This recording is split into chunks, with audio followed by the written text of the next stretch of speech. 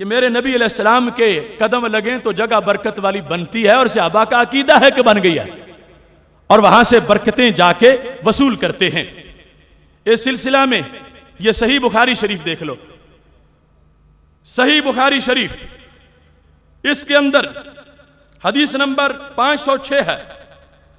صفحہ نمبر 133 ہے، وہاں اس مسئلے کی حقیقت لکھی گئی ہے کہ میرے نبی علیہ السلام کے قدم لگیں تو برکت کتنی بنتی ہے، اور اللہ کے فضل سے ٹھنڈی ہوائیں مدینہ شریف کی چل رہی ہیں۔ دلیل ایسی ہے کہ جگہ عام تو عام رہ گئی، اگر وہ کعبے کے اندر قدم لگائیں تو وہ حصہ دوسرے کعبے سے افضل ہو جاتا ہے۔ میں ملنگوں کی بات نہیں کر رہا، میں تو صحابہ کی بات کر رہا رضی اللہ تعالیٰ عنہم۔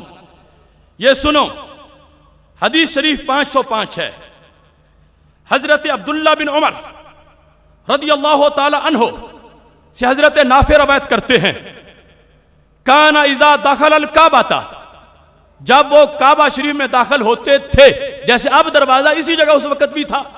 بعد میں ایک مرتبہ بدلا لیکن پھر اسی جگہ نصب کر دیا گیا،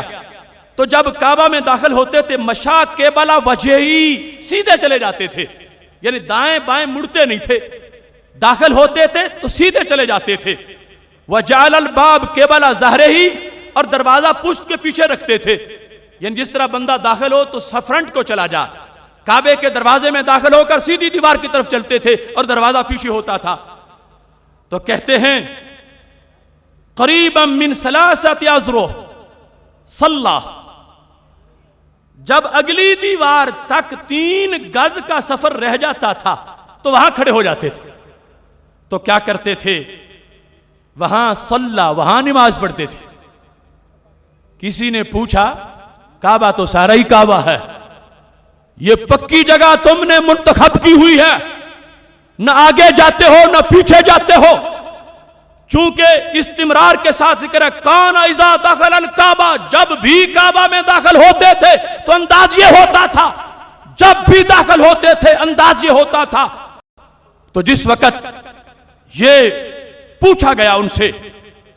تو خود لکھا ہے راوی نے، یتوخل مکان الذی اخبرہ بہ بلال ان النبی صلی اللہ علیہ وسلم صلی فیہ، کہ حضرت عبداللہ بن عمر اس جگہ اس لیے نماز پڑھتے تھے کہ حضرت بلال رضی اللہ تعالیٰ عنہ نے سے انہوں نے پوچھا تھا کہ جب فتح مکہ والے دن نبی علیہ السلام اندر تھے اور دروازہ بند ہو گیا تھا، بلال تم بھی ساتھ تھے، مجھے بتاؤ میرے نبی علیہ السلام نے نفل کہاں پڑھے؟ تو نافع کہتے ہیں بلال نے یہ جگہ معین کی تھی، حضرت بلال رضی اللہ تعالی عنہ نے اس جگہ کو معین فرمایا تھا کہ اس جگہ انہوں نے نفل پڑھے تھے۔ تو حضرت عبداللہ بن عمر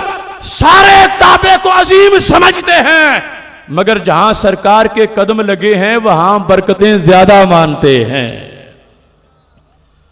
اور یہاں اس جگہ لکھا ہے قال ولیس علی احدنا بأس، ہم میں سے کوئی کعبے میں جہاں بھی نماز پڑھ لے کوئی حرج نہیں ہے، لیکن حضرت بلال کے کہنے پر انہوں نے وہ جگہ معین کی ہوئی تھی، اس واسطے کی تھی کہ سرکار کے قدم وہاں لگے ہیں۔